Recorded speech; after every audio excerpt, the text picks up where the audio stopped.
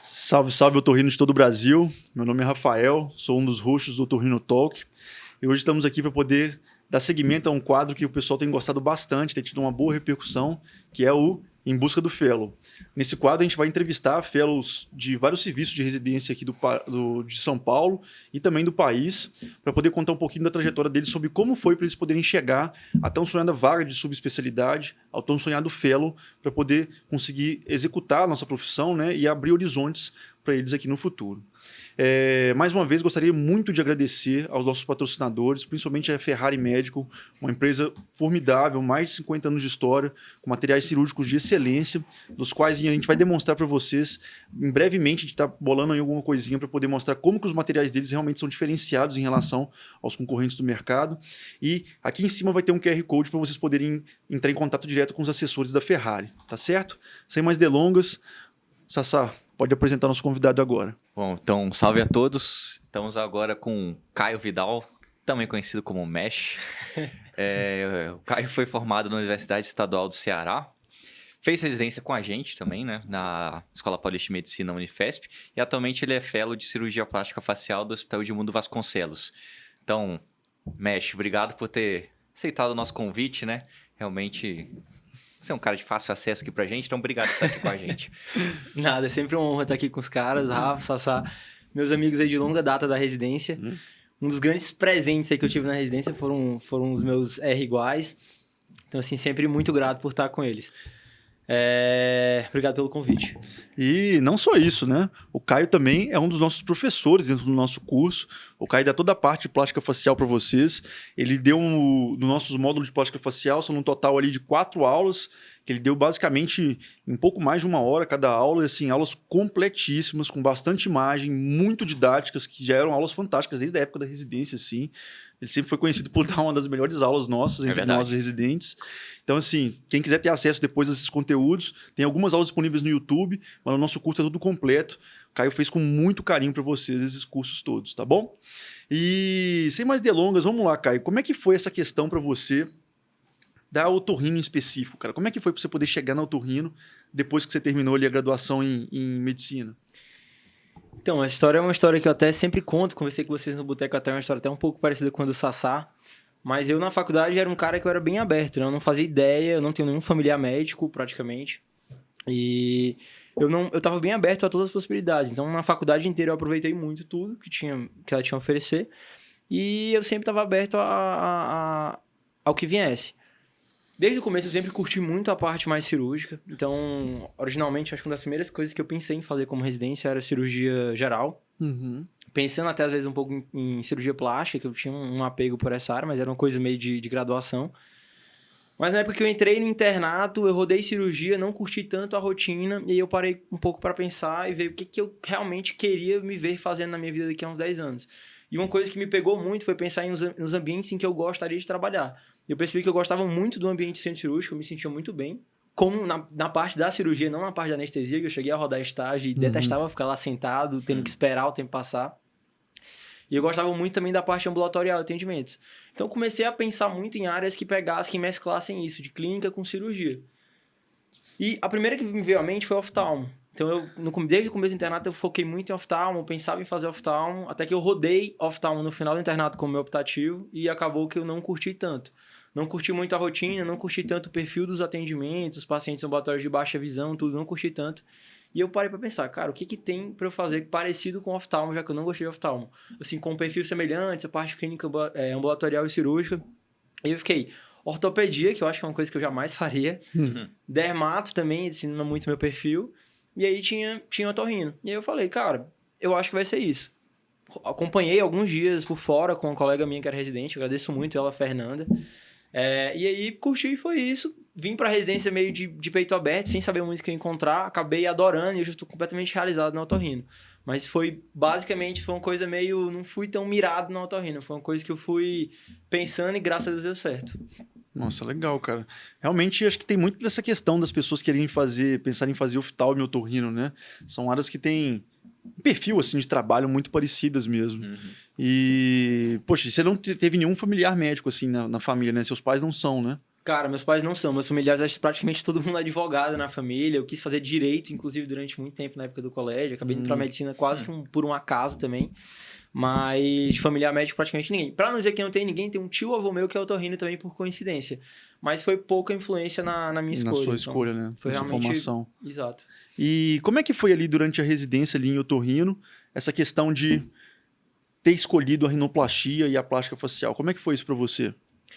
Então, eu entrei na otorrino, eu também estava bem aberto às possibilidades de tudo que tinha para oferecer. Eu realmente gostei bastante da nossa formação na escola, é bem completa, né? Então, a gente roda os estágios separadamente, você passa tantos 2 meses na orto, 2 meses na rino, 2 meses na laringe e assim em diante. Um tempo também na plástica, que fica dentro da parte da rinologia. Então, eu realmente gostei bastante de todas as áreas da otorrino. Mas uma coisa, eu lembro que no R1, a primeira rinoplastia que eu entrei, como instrumentador, lógico. Mas foi uma cirurgia que, assim, me chamou muito a atenção. Uma cirurgia muito bonita. Você vê a anatomia do nariz e entender o que você via nos livros só ali, de cartilagem, o que tinha embaixo do envoltório de pele. Pra mim foi uma coisa que me chamou muita atenção. Então, inicialmente foi uma coisa que brilhou na minha cabeça. Eu fiquei, nossa, que cirurgia interessante. Gostei. Uma cirurgia que, como a Raíssa até falou no podcast dela também, uma cirurgia que é demorada, mas que você o tempo passa rápido, porque é uma cirurgia bonita, você aproveita bastante, varia muito de um paciente para o outro. Então, tem várias técnicas que você pode aplicar, cada pessoa faz meio que de um jeito. Então, assim, foi uma coisa que me chamou muita atenção. Então, o que somou para eu ter escolhido realmente a rinoplastia, né, como opção de fellow, foi que, além disso, de ser uma cirurgia que eu curtia, de uma área que eu já tinha interesse, de eu achar que é um complemento interessante para a sua formação como otorrino geral. Como o Rafa mesmo gosta muito de falar nos vídeos, em aulas que ele dá até, acho que na escola a gente sai com uma formação muito boa, principalmente da parte de nariz, né? Não que o fellow de nariz não complemente, óbvio que complementa e complementa muito. Mas eu acho que você sai com uma formação boa para fazer o basal do nariz, o geral do nariz, até fazer uma fez bem feita. Ainda mais para mim, que pretendo voltar futuramente para minha cidade, sou de Fortaleza, Ceará. E eu achei que rinoplastia é uma coisa que justamente te dava uma opção a mais, uma coisa, um leque a mais de opção para fazer diferente do que você sai como otorrino geral fazendo. Cirurgia que eu jamais me meteria a fazer sendo otorrino geral. Então, isso foi outra coisa que pesou também na minha escolha. Sim, até mesmo para poder fazer alguns desvios de septo um pouquinho mais complexos, né? Um desvio caudal um pouquinho mais complexo, que a gente aprendeu bastante durante a residência, diga de passagem, né? Isso. E muito com o seu chefe atual, né? Que é o Dr. Leonardo Bomediano. Grande abraço para ele. Um grande abraço pro professor Salve, Léo chefe. aí, que foi uma pessoa que, poxa, me orientou nas minhas primeiras amígdalas, né? Eu lembro de um tubinho que eu fiz, foi sob orientação dele, quando a gente estava lá em Diadema, quando ele orientava a gente. Eu achei muito legal essa frase sua em relação a essa parte da diversidade, que é o desafio cirúrgico dentro da rinoplastia. Se você pegar na otorrino, assim, num recorte ali dos últimos, sei lá, 60, 70 anos, existiram grandes eras, né? Se você pegar ali no começo dos anos 50 para frente, era a era da otologia, né? A otologia que mandava, os grandes estudos eram todos na área de otologia. Década de 80 para década de 90 ali, começou o uso dos endoscópios do nariz, então a cirurgia rinológica e base de crânio foi o que mais avançou naquele momento. E, sem sombra de dúvidas, o que mais puxa o carro hoje da otorrino em termos de publicação é a plástica facial, né? A gente não tem nem dúvida disso. A quantidade... O jeito que você abordava o nariz até 10 anos atrás não tem nada a ver com o que a gente faz com o nariz hoje em dia, né? Nos principais programas de fellow pelo qual eu conheço. Sim. Então, para quem tiver afim realmente de estudar mesmo, assim, né? É uma área que está em franca expansão. Franca expansão. Muita mesclagem de técnicas, né? A rino a gente tem realmente essa muitas vezes uma reciclagem, realmente. Tendência no passado era fazer passado década de 90, até um pouco antes disso, era fazer muita técnica de preservation, né? Rinoplastia preservando o dorso. Recentemente tem se feito mais técnicas abertas e ultimamente, bem recente, tem voltado muito à moda a questão da preservation. Então, eu acho que realmente em rino, eu acho que todas as técnicas são válidas. Você tem que realmente pegar essa nuance no fellow de qual que é o paciente melhor para você aplicar cada técnica. Então é interessante você fazer um fellow que você tenha essa oportunidade de pegar diferentes chefes, diferentes maneiras de fazer. Seja uma técnica com dorso aberto, uma técnica que vai preservar o dorso, mais conservadora.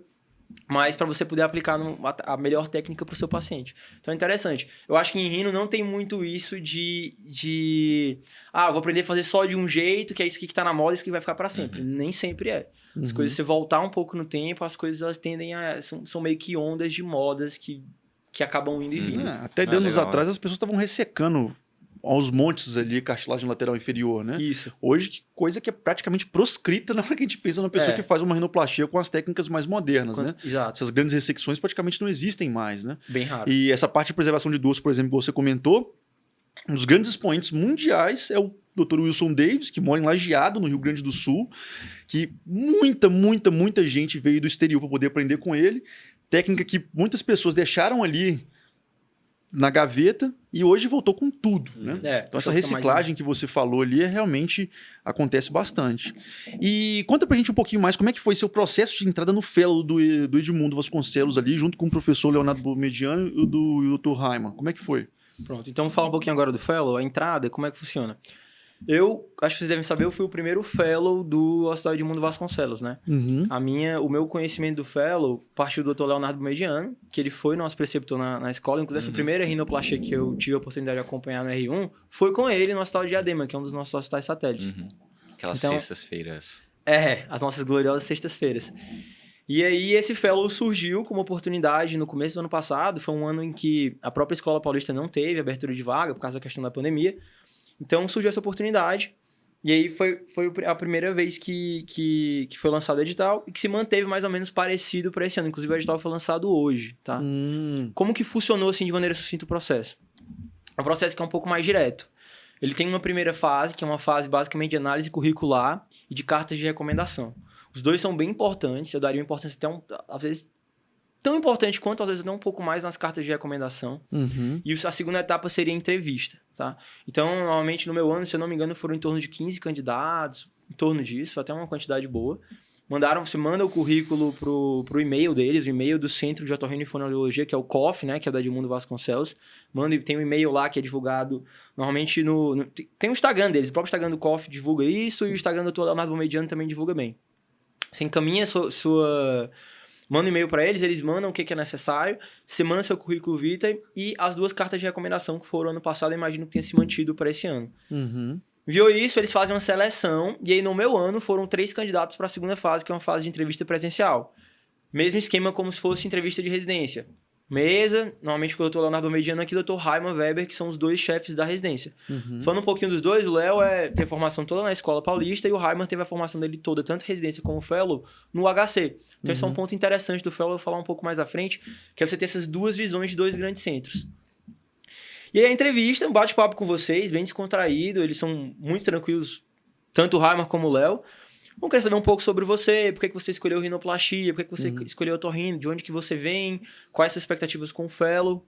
Perguntaram pra mim a questão de gosto musical, vocês têm que curtir rock pra vocês mandarem bem no fellow. Fica a dica aí, né? Fica a dica aí, o bizu. E aí a entrevista é bem rápida, bem direta, acho que durou em torno de uns 15 a 20 minutos. E aí depois eles fazem a análise e aí eles divulgam o resultado pelo próprio e-mail. Basicamente isso. É um processo seletivo que é totalmente gratuito, não tem taxa de inscrição, pelo menos não teve ano passado, e não tem prova, tá? É puramente análise curricular, carta de recomendação e entrevista, em resumo. Sim.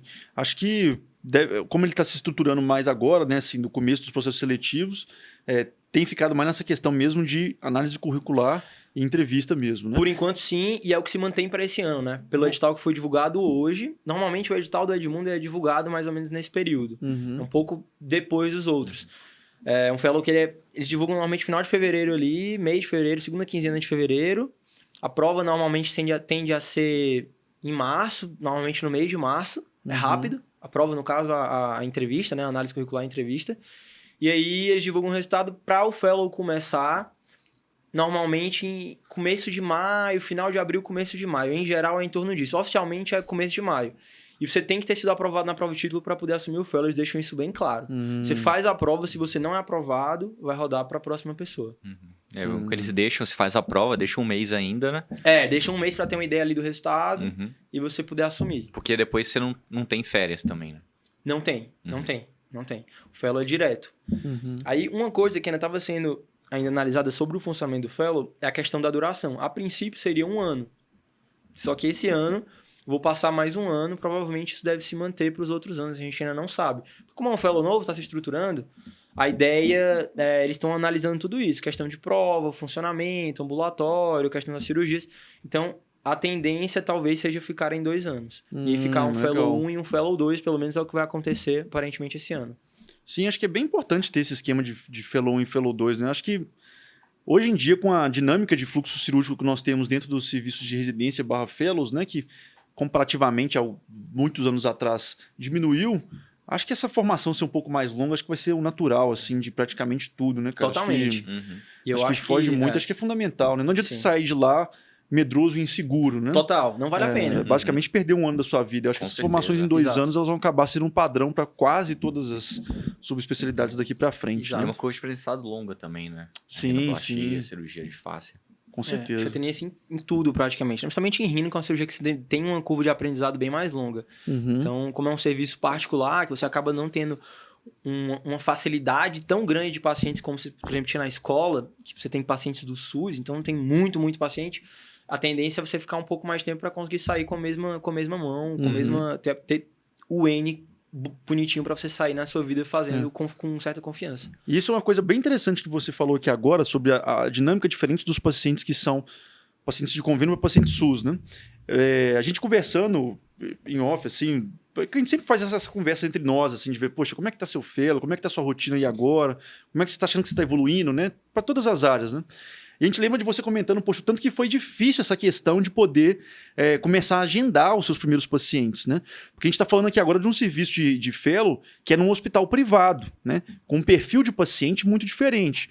Um paciente de instituição pública, geralmente a opção dele é você, né? Ele não pode escolher outro profissional.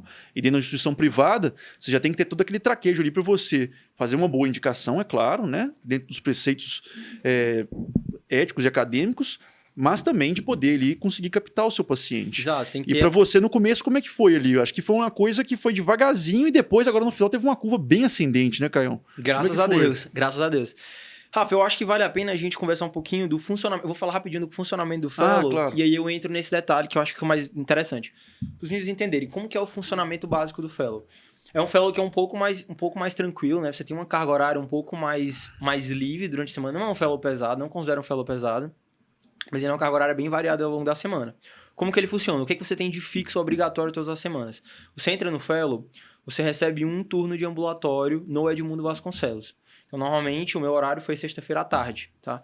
Então, você tem esse ambulatório e a partir deles você abre uma agenda de otorrino geral, você atende de tudo.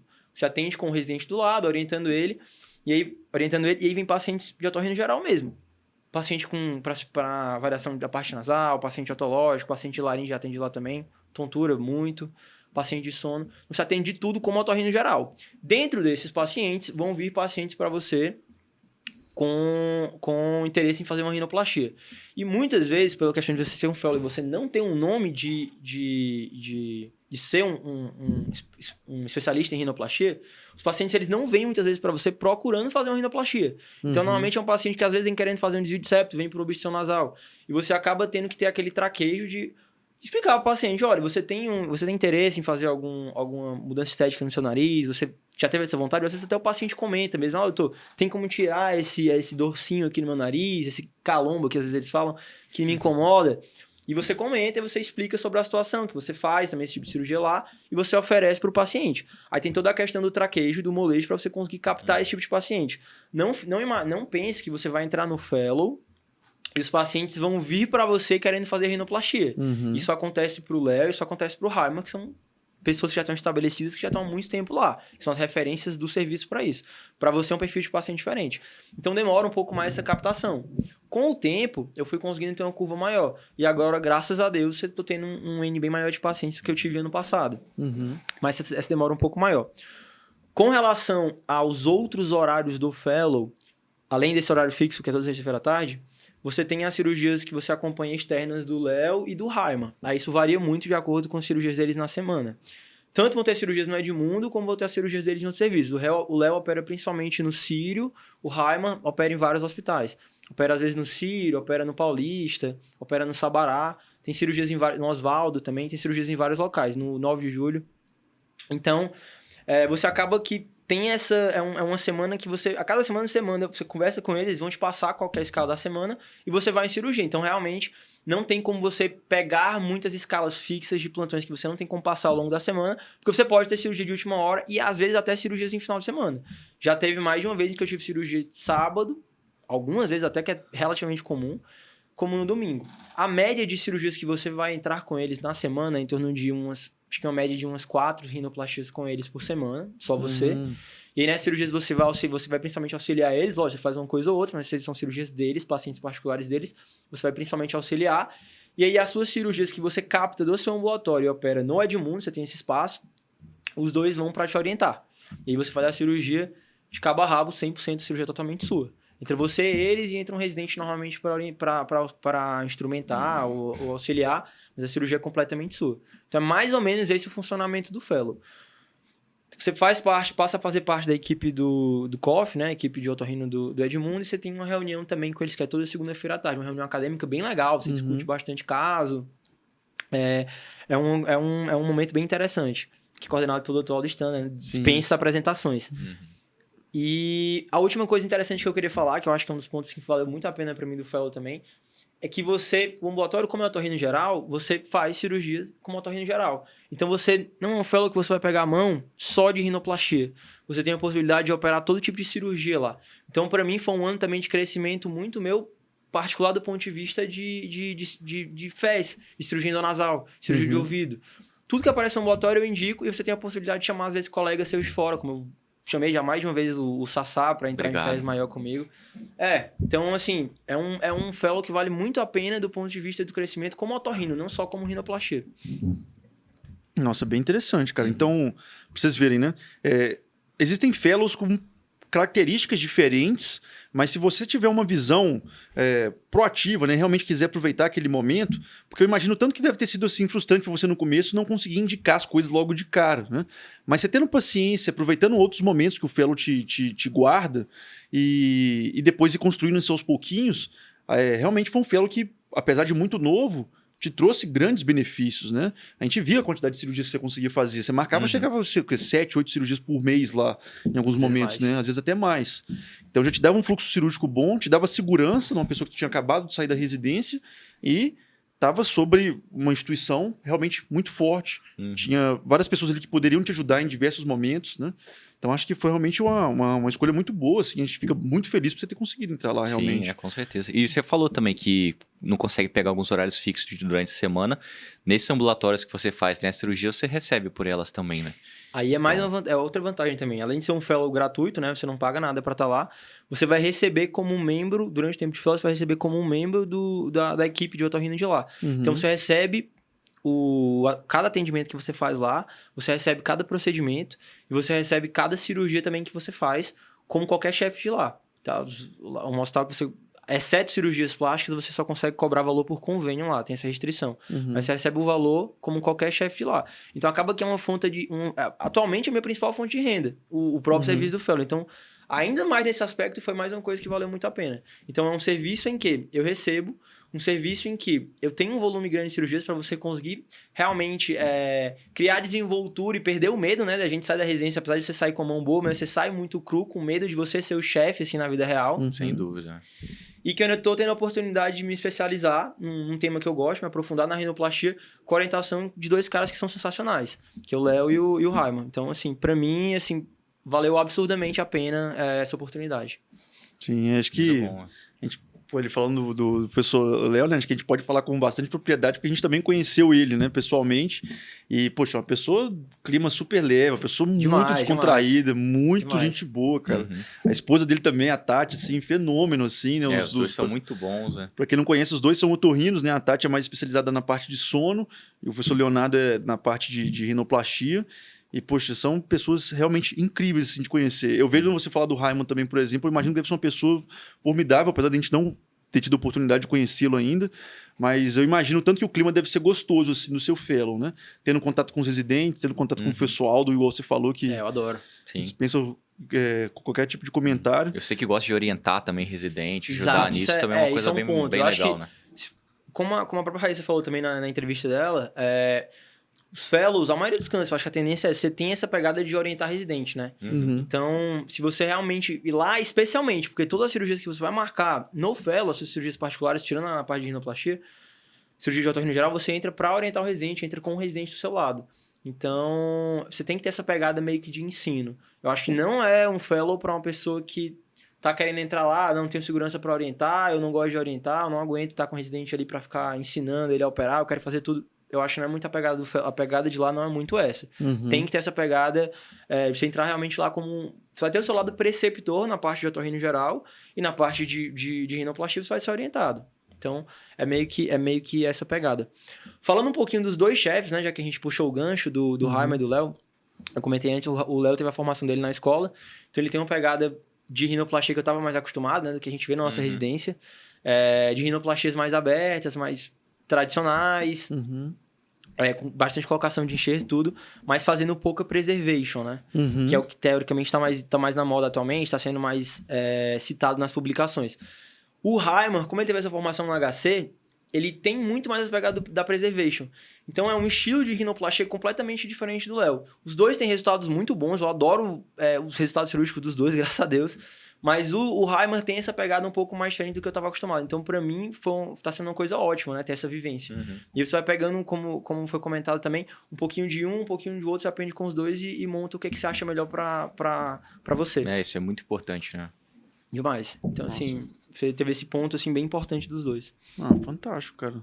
Poxa, Caião, ficamos muito felizes, assim, de ter aqui hoje e também de poder ver o tanto que você teve de evolução ao longo desse ano, né?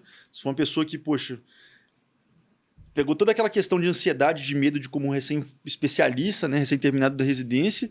E hoje te vendo, poxa, você tem uma desenvoltura muito maior, né, cara? Tanto para poder indicar e para poder captar seus próprios pacientes. Uhum. Eu acho que esse tipo de experiência que um fellow num serviço privado te traz é uma experiência muito ímpar, porque é como os pacientes vão se apresentar na sua vida prática. Né? Um pouco Os mais pacientes próximo da realidade, né? Muito mais próximo da realidade. E não achem que essa transição é banal, tá? Saber cobrar cirurgia, né, que é o caso da plástica, que a gente vê muito isso de forma mais acentuada, não é fácil ali no começo, né? Poxa, é super difícil. Uhum. Você pergunta para todos os chefes, assim, eles tiveram dificuldades imensas ali no começo com essa parte, né? E um fellow que já começa a te dar esse pequeno treinamento ali para você desenvolver essa parte, eu acho realmente muito importante. Então, assim, para mim, é um fellow que está começando, mas está começando com tudo, né? Com um bom corpo docente, né, de 2 bons professores e um bom campo de trabalho também. Você está junto ali de uma equipe realmente formidável. Então, acho que é isso, né, gente? Acho que foi um prazeraço. Uhum. Foi muito boa Caião, a conversa. Obrigado. por ter vindo com a pessoal. gente hoje aqui. Acho que o pessoal de casa que está assistindo, eles vão sentir muito interesse de poder fazer, né? Ainda mais que é uma inscrição gratuita. Né? Você pode chegar lá e fazer. Só muita atenção com essa questão das cartas de recomendação. Procure se informar bem com seus chefes ali próximos, principalmente se estiver em contato com alguém ali dentro do Edmundo. É muito importante para essa parte, tá? Realmente faz toda a diferença do mundo. E tentem conhecer o trabalho dos chefes também, né? Se aproximar deles, tentar conhecê-los pessoalmente.